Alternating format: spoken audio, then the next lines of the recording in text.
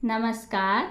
आइए सुनते हैं सुभद्रा कुमारी चौहान की लिखी कहानी अंगूठी की खोज। चैती पूर्णिमा ने संध्या होते होते धरित्री को दूध से नहला दिया। बसंती हवा के मधुर स्पर्श से सारा संसार एक प्रकार के सुख की आत्मविस्मृति में बेसुध सा हो गया। आम की डाली पर बैठी हुई मतवाली कोयल पंचम स्वर में कोई मादक रागिनी अलाप उठी। वृक्षों के झुरमुट के साथ चांदनी के टुकड़े अटखेलियां करने लगे, परंतु मेरे जीवन में न सुख था और न शांति।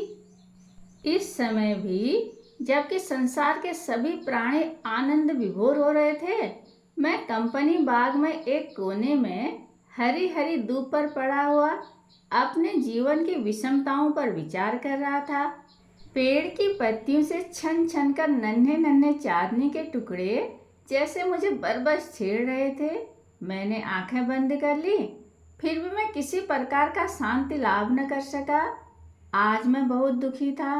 वैसे बात थी तो बहुत छोटी, किंतु पके हुए घाव पर एक मामूली से तिनके का छू जाना भी बहुत है। छोटी सी बात पर ही मेरे हृदय में जैसे भीषण हलचल मची हुई थी। उसे मेरे सिवा कौन जान सकता था। इसी समय कुछ युवतियां मेरे पास से निकली। उनके पैरों के लच्छे और स्लीपरों की ध्वनि मैंने साफ साफ सुनी। वे लोग आपस में हंसती खिलखिलाती और बातें करती हुई चली जा रही थी।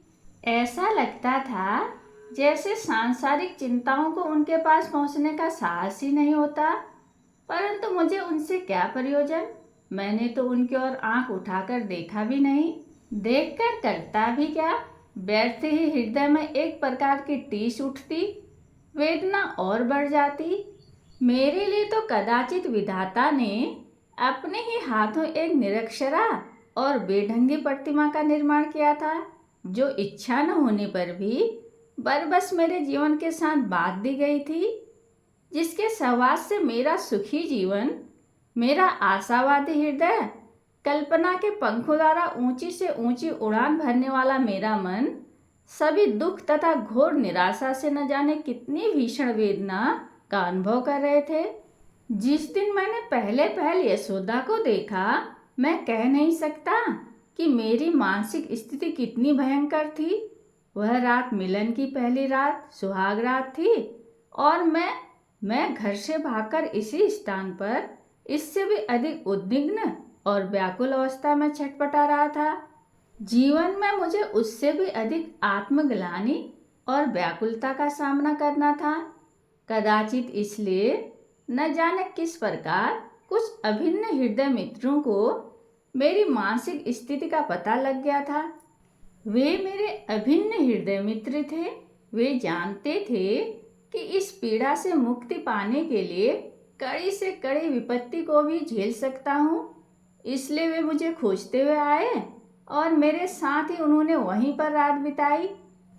उसके बाद क्रमशः मेरी अवस्था कुछ संभली और बहुत कुछ तो मित्रों के आग्रह से और कुछ किसी प्रकार जीवन के दिन काट देने के लिए मैंने यशोदा को शिक्षित बनाना चाहा, किंतु परिणाम कुछ न हुआ। क से कबूतर और ख से खरगोश, इसके आगे यशोदा न पढ़ सकी। उसे पढ़ने लिखने की तरफ जैसे रुचि ही न थी। पढ़ने के लिए जब मैं उससे प्रेम में अनुरोध करता तो वह प्राय यही कह के टाल दिया करती, अब मुझे पढ़ लिख के क्या करना है, नौकरी करवाओगे। अपने प्रश्नों के उत्तर में इस प्रकार की बातें सुनकर मुझे कितनी मार्मिक पीड़ा होती थी। मेरा हृदय कितना विचलित हो उठता था। यशोदा न तो समझती थी और न उसने कभी समझने का प्रयत्न ही किया। परिणाम यह हुआ कि मुझे घर से बिल्कुल विरक्ति हो गई। कोई भी आकर्षण शेष न रह जाने के कारण मैं घर बहुत कम जाने लगा। महीने में एक आध बार ही मैं घर पर भोजन करता। यदि भोजन के समय किसी मित्र के घर होता तो उनके आग्रह से वहीं, अन्यथा किसी होटल में मेरा प्रतिदिन का भोजन होता। प्राय बहुत से दिन तो चाय के एक दो प्यालों पर ही बीत जाया करते। तात्पर्य यह है कि मेरा स्नान, भोजन, सोना, जागना सभी कुछ अनियमित था। नियमित रहता भी कैसे। मैं अपनी इस उठती जवानी में ही बुढ़ापे का अनुभव कर रहा था। जीवन मुझे भार सा प्रतीत होता। न किसी प्रकार की इच्छा शेष थी, न आकांक्षा, न उत्साह था और न उमंग। जीवन को किसी प्रकार ढकेले लिए जाता था। मैं स्वभाव से ही अध्ययनशील, विद्यानुरागी, स्वाभिमानी, भावुक और अल्पभाषी था। मैं अपने कुछ इने गिने मित्रों को छोड़ अन्य लोगों से बहुत कम मिलता जुलता था। प्रायः अपना अधिकांश समय अध्ययन में ही बिताया करता था। मेरी लाइब्रेरी में संसार के प्राय सभी विद्वान लेखकों की कृतियां अलमारियों में सजी थी। उन्हें मैं अनेक बार पढ़कर भी फिर से पढ़ने का इच्छुक था। प्राय लाइब्रेरी में जब मैं पुस्तकों का अध्ययन करता होता और उनमें किसी सुशिक्षिता महिला के विषय में कोई प्रसंग आ जाता, तो कल्पना के उच्चतर शिखर से ही मैं अपनी जीवन संगिनी का दर्शन करता और वहाँ से मैं देखता कि मेरी प्रेयसी पढ़ने में, लिखने में, सामाजिक और सांसारिक प्रत्येक कार्यों में मेरी वैसी ही सहायक है जैसे पुस्तक लेखक की स्त्री, जिसका दर्शन मैं अभी पुस्तक के पृष्ठों में कर चुका हूँ। यही कारण था कि विवाह के बाद मुझे इतनी अधिक निराशा हुई। मैं कल्पना के जिस शिखर पर विचरण कर रहा था, वहाँ से एकदम नीचे गिर पड़ा। यशोदा को पढ़ने लिखने की ओर से उतनी ही अरुचि थी जितनी मेरी उसकी ओर रुचि थी। गृहस्थी के कामों में भी वो विशेष निपुण थी। इसके अतिरिक्त न उसमें रूप था, न आकर्षण, और न बातचीत करने का ढंग इस रुचि के अनुकूल था। उससे साधारण सी बात करते समय भी मैं प्राय झल्ला उठता, जिससे मुझे तो मानसिक कष्ट होता ही, साथ ही यशोदा को बिना कारण ही मेरी डांट सुननी पड़ती और उसे कष्ट होता। इसलिए मैंने घर जाना बहुत कम कर दिया। प्राय जब मैं पढ़ते पढ़ते थक जाता तब मित्रों के घर, और जब किसी कारणवश मित्र लोग भी घर में न मिलते तब मुझे कंपनी बाग के इसी कोने में हरी हरी धूप पर ही आश्रय मिलता था। कभी कभी उसी धूप पर पड़े पड़े मैं कब सो जाता पता नहीं। पक्षियों का कलरव सुनकर ही मेरी आँख खुलती। मेरे घरवाले इन बातों को बहुत अच्छी तरह जानते थे। अपने विवाह के बाद से मैं बहुत विद्रोही स्वभाव का हो उठा था। इसलिए न तो वे लोग मुझे खोजने का प्रयत्न करते और न मेरी दिनचर्या या तपस्याचर्या में बाधा डाल के मुझे छेड़ते थे। वे जानते थे कि यदि मुझे उन्होंने छेड़ा तो इसका परिणाम किसी प्रकार भी अच्छा न होकर बुरा ही हो सकता है। आज इसी प्रकार अपने जीवन से घबराकर न जाने किस विचारधारा में डूबा हुआ मैं लान पर पड़ा हुआ था। वहीं युवतियां घूमती हुई फिर लौटी और मेरे पास ही पड़ी हुई बेंच पर बैठ गई। एक बोली, यहाँ तो कोई पड़ा है जी। दूसरी ने कहा, ओह रहने भी दो, पड़ा है तो हमारा क्या कर लेगा, आओ जरा बैठ लें फिर चलेंगे। तीसरी उठकर खड़ी हो गई, स्वर को कुछ धीमा करके बोली, हमारा कर तो कुछ न लेगा, पर हमारी बातचीत की आज़ादी में तो बाधा आएगी। चलो कहीं और बैठें, इतना बड़ा तो बगीचा पड़ा है, क्या यही जगह है। वह उठी, उठकर जाने लगी। एक दूसरी ने उसका हाथ पकड़कर खींचा, उसे बैठाते हुए बोली, बैठो भी, कहाँ जाओगी, अब तो वह समय है जबकि स्त्रियों को भी पुरुषों के समान अधिकार दिए जाने की हर जगह चर्चा है। फिर उस अधिकार का हम ही क्यों न उपयोग करें। विरले ही पुरुष स्त्रियों से ऐसे दूर दूर भागते होंगे, अन्यथा पुरुषों का तो स्वभाव होता है कि जहाँ स्त्रियों को देखा फिर चाहे काम हो चाहे न हो उस ओर जाएंगे अवश्य। यह रेलवे स्टेशन का, स्नान घाटों का, सड़कों और दुकानों का हमारा प्रतिदिन का अनुभव है। यदि ठीक न कहती हूँ तो मेरी बात न मानो। और तुम ऐसे व्यक्ति से जिसके विषय में ठीक ठाक पता भी नहीं कि स्त्री है कि पुरुष, ऐसे दूर भागी जा रही हो जैसे कोई संक्रामक बीमारी हो। कहते कहते उसने फिर उसका हाथ बैठने के लिए खींचा, किंतु वह बैठी नहीं, चिल्ला पड़ी, छोड़ दो सरला, तुम्हारे खींचने से मेरी अंगूठी भी गिर गई। एक तो वैसे ही मैं उसे नहीं पहनती, आज ही पहनी और गिर गई। बातचीत का प्रवाह बदल गया। सब की सब घबरा कर खड़ी हो गई। यहाँ वहाँ जहाँ गिरी थी उससे बहुत दूर तक अंगूठी की खोज होने लगी। वे करीब 10 मिनट तक उठकर बैठकर झुककर अंगूठी खोजती रही, पर वह न मिली। उनमें से एक तो मेरे बहुत पास तक आ गई। मैं घबरा कर उठ बैठा।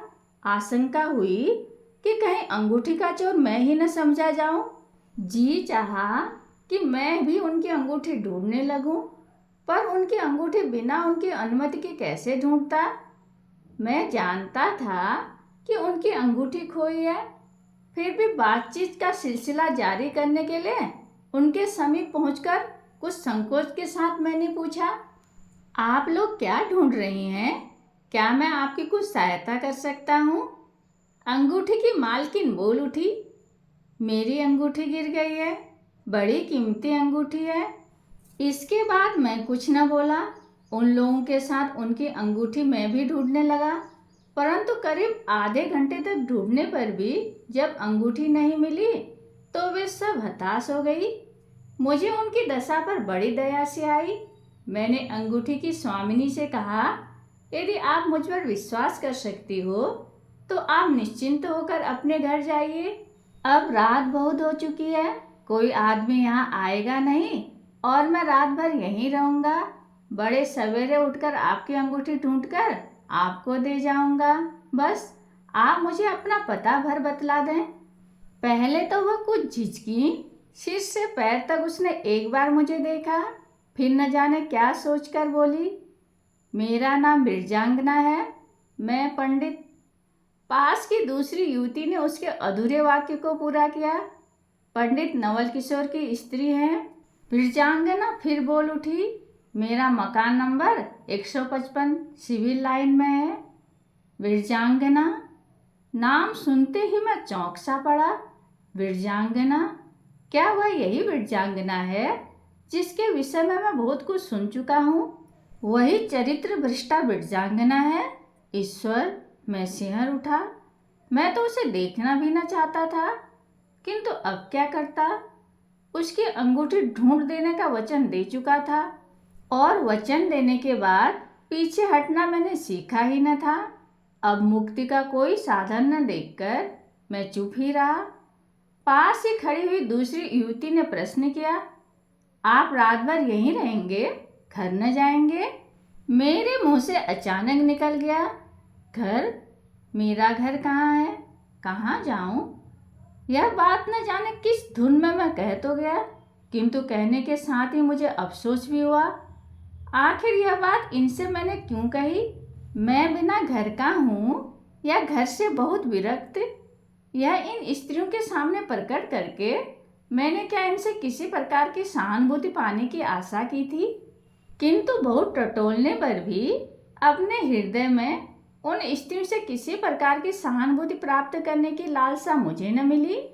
अचानक इसी समय कहीं से मंदाकिनी आकर बोल उठी, ओहो योगेश भैया, तुम बिना घर के कब से हो गए? अच्छी बात है, मैं जाकर भाभी से पूछूंगी कि क्या भैया को घर से निकाल दिया है। मंदाकिनी की बात का कुछ उत्तर न देकर मैंने दृढ़ और गंभीर स्वर में बिरजांगना से कहा, मैंने आपसे अभी कहा न कि मैं अंगूठी सवेरे ढूंढ कर दे दूंगा, और उस अंगूठी के लिए मैं रात भर यहाँ रहूंगा भी। यदि आपको मेरी बात पर विश्वास हो तो आप निश्चिंत होकर घर जाइए, अंगूठी आपको सवेरे मिल जाएगी। बिरजांगना ने निश्चितता की सांस ली। इस समय वह अधिक संतुष्ट जान पड़ती थी, क्योंकि मुझे मंदाकिनी भी पहचानती थी। मंदाकिनी फिर बोली, योगेश भैया, तुम्हारे दृढ़ निश्चयी स्वभाव को कौन नहीं जानता। तुमने जब अंगूठी ढूंढ देने की जिम्मेदारी ली है, तब बिरजा भाभी की अंगूठी मिले बिना न रहेगी। बिरजांगना ने फिर मुझ पर विनयपूर्ण दृष्टि डाली और वह उन स्त्रियों के साथ चली गई, उस दृष्टि से जैसे उसने कहा कि मेरी अंगूठी न भूलना, जरूर ढूंढ देना। उसी बेंच पर पड़े पड़े मैंने रात काट दी। सवेरे चिड़ियों के चहचहाने के साथ ही उठ बैठा। अभी पूरा पूरा प्रकाश भी नहीं हो पाया था। मैंने उत्सुक आंखों को एक बार चारों तरफ अंगूठी के लिए घुमाया, किंतु वह कहीं न दिखी। फिर मैंने झुककर बेंच के नीचे देखा। नन्ही सी अंगूठी जिसमें एक कीमती बड़ा सा हीरा चमक रहा था बेंच के पाए से सटी पड़ी थी। मैंने झुककर अंगूठी उठा ली। प्रयत्न करने पर भी वह मेरी किसी उंगली में न आई।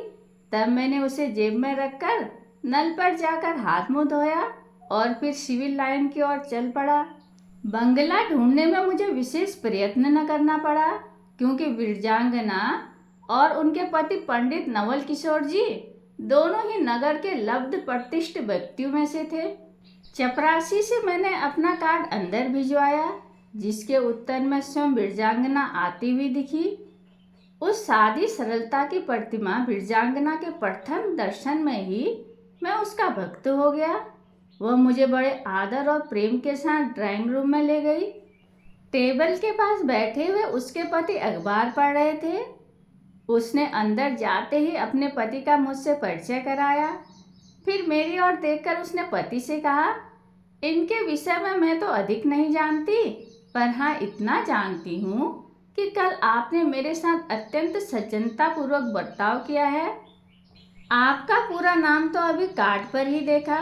इसके बाद विरजांगना ने अपने पति से शाम के समय का अंगूठी के खोने का सारा किस्सा कह दिया। मैंने जेब से अंगूठी निकालकर धीरे से विरजांगना के सामने रख दी। अंगूठी पाकर वह कितनी प्रसन्न थी, यह उसकी कृतज्ञता भरी आंखों और उल्लास भरे चेहरे से ही प्रकट हो रहा था। पंडित नवल किशोर जी के चेहरे पर कुछ अधिक भाव परिवर्तन न हुआ। वह केवल जरा सा मुस्कुराकर बोले, और यदि यह अंगूठी न लाते तब क्या करती विरजो? विरजांगना ने विश्वास सूचक स्वर में कहा, लाते कैसे नहीं, अंगूठी तो मैंने इन्हीं के ऊपर छोड़ी थी ना, सबके भरोसे थोड़ी मैं अपनी यह अंगूठी छोड़ आती। नवल किशोर थोड़ा फिर मुस्कुराए। हंसी तो मुझे भी आई, परंतु यह सोचकर कि प्रथम परिचय में हंसने की स्वतंत्रता लेना कहीं मेरे पक्ष में अशिष्टता न समझी जाए, मैंने अपनी हंसी को रोक लिया। पर एक प्रश्न मेरे मस्तिष्क में बार बार घूमने लगा। आखिर बिना परिचय के और बिना जान पहचान के विरजांगना ने मुझ में कौन सी बात देखी जो मुझ पर इतना विश्वास कर बैठी? चेहरे से मैं नवल किशोर को पहचानता था और वह मुझे, परंतु हमारा आपस में परिचय न था। उस दिन इस प्रकार उस अंगूठी ने हमारा आपस में परिचय कराया। उनके आग्रह से उस दिन मैंने उन्हीं के साथ चाय पी और उनके अनुरोध से कभी कभी उनके घर आने जाने भी लगा। कुछ दिन उन लोगों के यहाँ आने जाने के बाद मैंने अनुभव किया वे पति पत्नी दोनों मिलनसार, हंसमुख, सीधे सच्चे और सरल स्वभाव के व्यक्ति हैं। विरजांगना के विषय में मैंने जितनी तरह की बातें सुन रखी थी वे मुझे सभी निर्मूल और अनर्गल प्रतीत हुई। विरजांगना के हृदय की महानता और उसके सद्व्यवहारों ने मेरे हृदय में उसके प्रति श्रद्धा और विश्वास के ही भाव जागृत किए। उन दोनों पति पत्नी के रहन सहन, बात व्यवहार को देखते हुए किसी प्रकार के संदेह के लिए कोई स्थान न रह जाता था। विरजांगना सीधी, भोली और उदार प्रवृत्ति की स्त्री थी। उनके उस छोटे से घर में प्रेम, विश्वास, आदर और आनंद का ही आधिपत्य था। घृणा, अपमान, ईर्ष्या और डाह का वहां तक प्रवेश ही न हो पाता था। विरजांगना की यह धारणा थी कि अपने घर में आया हुआ शत्रु भी अपना अतिथि हो जाता है और अतिथि का अपमान करना उसकी दृष्टि में बड़ा ही निंदनीय काम था। इसलिए अपने घर में आए हुए उन व्यक्तियों के साथ भी जिनके प्रति विरजांगना के हृदय में किसी प्रकार की श्रद्धा या आदर के भाव न होते थे, वह केवल आदरयुक्त मधुर व्यवहार ही करती थी। उसके घर में आया हुआ कोई भी व्यक्ति बिना जलपान के कदाचित ही वापस जाता था। वह बुरे मनुष्यों से घृणा न करके उनकी बुराइयों से घृणा करती थी और भरसक उन्हें किसी प्रकार उन बुराइयों से बचाने का प्रयत्न भी करती। वह संसार के छल प्रपंचों से परिचित न थी। उसके सामने भगवान बुद्ध और महात्मा ईसा के महान आदर्श थे, जिनके अनुसार चलकर इस छोटी सी जिंदगी में वह उन लोगों के साथ केवल कुछ भलाई ही कर जाना चाहती थी। इसलिए उसे बहुत कम लोग समझ पाते थे। उसे तो वह समझ सकता था जो उसके पास बहुत पास पहुंचकर उसे देखे। दूर से देखने वालों के लिए विरजांगना एक पहेली और बड़ी जटिल पहेली थी, जिसे हल करना कोई साधारण बात न थी। मैं विरजांगना के जीवन के साथ बहुत घुल मिल गया था। मैंने उसे अच्छी तरह देखा और भली भांति पहचानता था। विरजांगना मानवी नहीं, देवी थी, जिसके कदाचित देवी अभिशाप के ही कारण कुछ दिनों के लिए मानव जन्म धारण करना पड़ा था। धीरे धीरे हमारा मेलजोल बहुत बढ़ गया। अब मेरे अभिन्न हृदय मित्रों में से यदि कोई मेरे बहुत समीप था तो वह थी विरजांगना। अपने सच्चे स्नेह और आदर्श से विरजांगना ने मुझे इस तरह बांध लिया था कि मैं उसके छोटे छोटे आग्रह और अनुरोध को भी न टाल सकता था। अब उसके अनुरोध से मेरे सभी काम नियमित रूप से होने लगे। उसके सरल प्रेम ने मुझ में नव स्फूर्ति फूंक दी। मैं अपने आप में नए जीवन का अनुभव करने लगा। मुझे ऐसा लगता था जैसे अभी अभी संसार में प्रवेश किया हो। मनुष्य में दो प्रकार की प्रवृत्तियां होती हैं, एक तो देव प्रवृत्ति और दूसरी राक्षसी। न जाने क्यों विरजांगना को देखते ही मेरी देव प्रवृत्ति किधर अंतर्निहित हो जाती और राक्षसी प्रवृत्ति इतनी प्रबल हो उठती कि उसे रोकना मेरे लिए बहुत कठिन हो जाता। विरजांगना को देखते ही मेरा ज्ञान, मेरा विवेक और मेरी बुद्धि जैसे सभी मेरे साथ छोड़ देते थे। उसके लिए मैं अपने आप को न जाने कितना धिक्कारता था। नवल किशोर को भैया और विरजांगना को भाभी कहा करता था। सचमुच ही उनके प्रति मेरे हृदय में यही पूज्य भाव थे। एकांत में इस दलील को सामने रखकर मैंने अपनी इस राक्षसी प्रवृत्ति को कुचल डालने का न जाने कितना प्रयत्न किया। मैं चरित्रहीन न था। पराई स्त्री, विवाहिता स्त्री मेरे लिए देवी की तरह पूज्य और आदर की वस्तु थी। विरजांगना को भी मैं इसी पूज्य दृष्टि से देखा करता था। उसके लिए मेरे हृदय में बड़े पवित्र और आदर के भाव थे, किंतु यह पवित्र भाव उसी समय तक टिक सकते जब तक वह मेरे सामने न होती। विरजांगना जैसे ही मेरे सामने आती, मुझ पर न जाने कहाँ का राक्षस सवार हो जाता। मैं एक ज्ञानहीन पशु से भी गया बीता बन जाता। मैं अपने ही आंखों में बड़ा पतित जचने लगता, पर मेरा हृदय मेरे काबू से बाहर था। मेरी दोनों प्रवृत्तियों का आपस में युद्ध सा छिड़ा रहता था। कभी कभी तो मैं बड़ा ही उद्विग्न और व्यथित सा हो जाता। मेरी इस विचलित अवस्था को विरजांगना और नवल किशोर देखते, परंतु मेरी मानसिक स्थिति को वह क्या समझ सकते थे। वे अपने प्रयत्न भर सदा हर प्रकार से मुझे खुश रखने की ही फिक्र में रहते। उनका व्यवहार मेरे प्रति मधुरतर और प्रेमपूर्ण हो जाता था।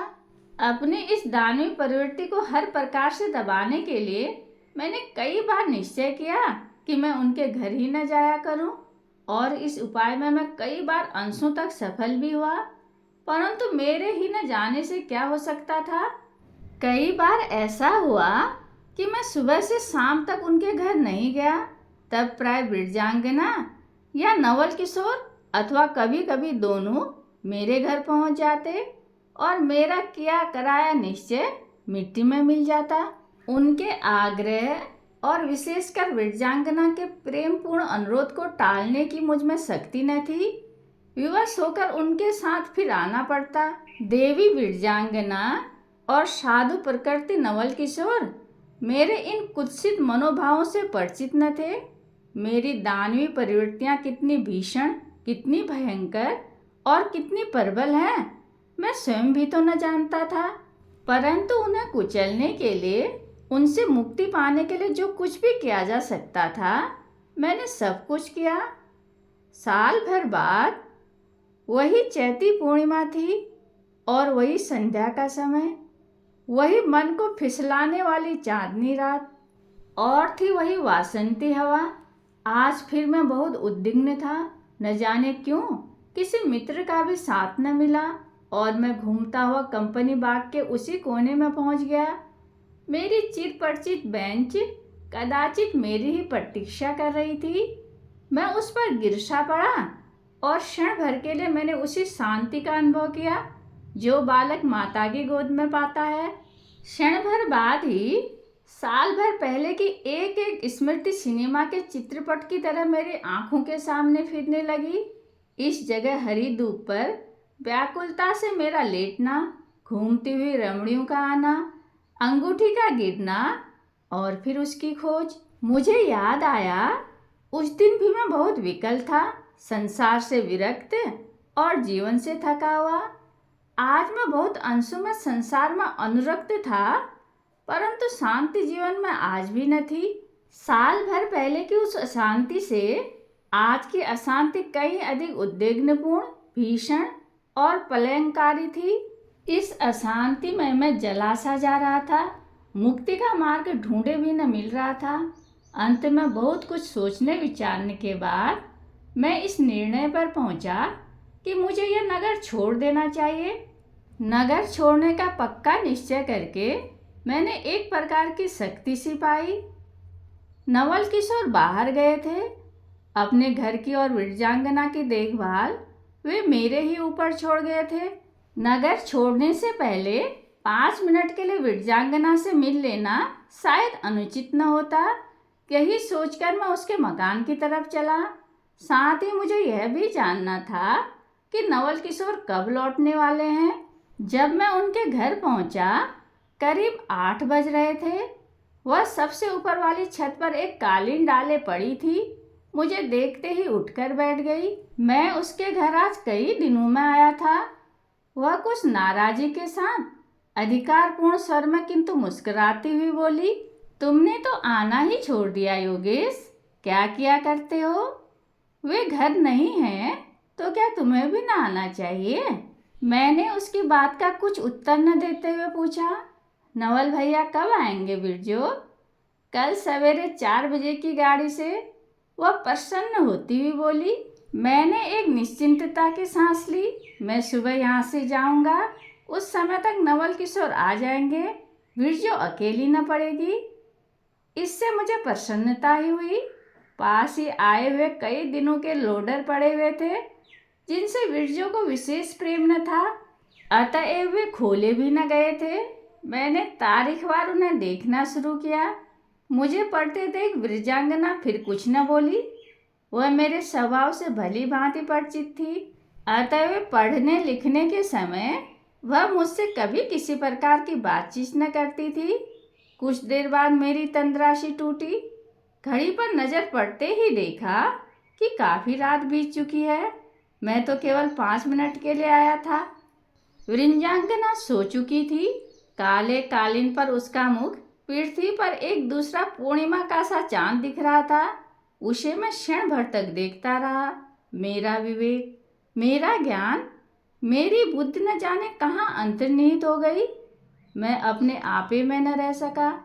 आज उसकी स्मृति ही से 100 बिच्छुओं के दंशन से भी अधिक पीड़ा पहुंच रही है। किंतु उस समय तो मैं शायद बेहोश था। मुझे तो होश उस समय आया जब मैंने विरजांगना को फूट फूट कर रोते देखा। मुझे याद है उसके यही शब्द थे, तुमने तो मुझे कहीं का न रखा योगेश। सचमुच मैंने घोरतम पाप किया था जिसका प्रायश्चित कदाचित हो ही नहीं सकता था। मुझसे अधिक पापात्मा संसार में भला कौन हो सकता था? मैं था विश्वासघाती, नीच और पर स्त्रीगामी। अपना कालिमा से पुता हुआ मुंह फिर मैं विरजांगना को न दिखा सका। चुपचाप उठा और उठकर सीढ़ियों से नीचे उतरकर अपने घर आया। उस दिन मैं फिर रात भर सो न सका। अपने दुष्कृत्य पर कितने लज्जित, कितना क्षुभित और कितना क्रोधित था मैं कह नहीं सकता।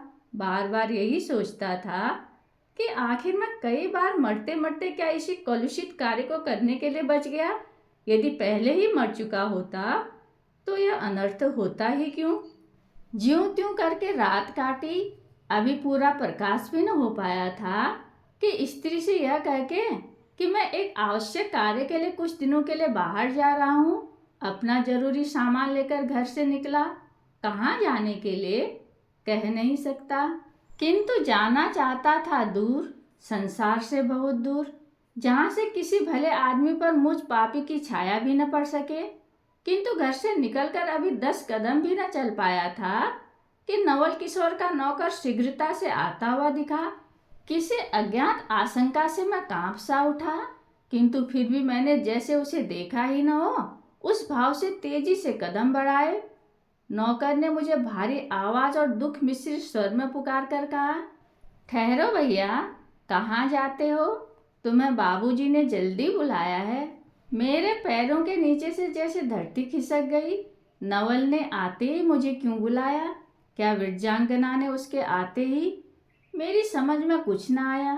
फिर भी अपने को बहुत संभाल कर मैंने भीखू से पूछा, इसी समय बुलाया है?